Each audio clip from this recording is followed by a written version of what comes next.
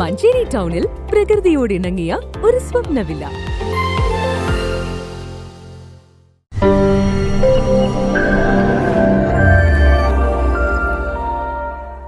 ഡെങ്കിപ്പനി മുൻകരുതലിന്റെ ഭാഗമായി മഞ്ചേരിയിൽ കൊതുക് നശീകരണം നടത്തി. Manjeri vector control field station വിഭാഗത്തിന്റെ നേതൃത്വത്തിലാണ് കൊതുക് നിർമ്മാർജ്ജന പ്രവർത്തികൾ നടത്തിയത്.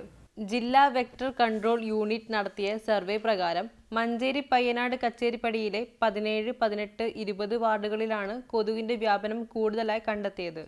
കൂടാതെ ഒരു മാസം ഡെങ്കിപ്പനി കേസുകളും ഇവിടെ റിപ്പോർട്ട് ചെയ്തിട്ടുണ്ട്. മേഖലയിൽ ഓരോ ദിവസവും കൊതുക് ശല്യം രൂക്ഷമായി കൊണ്ടിരിക്കുകയാണ്. ഇതിന്റെ അടിസ്ഥാനത്തിലാണ് കൊതുക് നശീകരണ പ്രവർത്തികൾ നടത്തിയത്. ഡെങ്കി കുറയ്ക്കുക എന്ന ലക്ഷ്യത്തോടെയാണ് നശീകരണം നടന്നത്.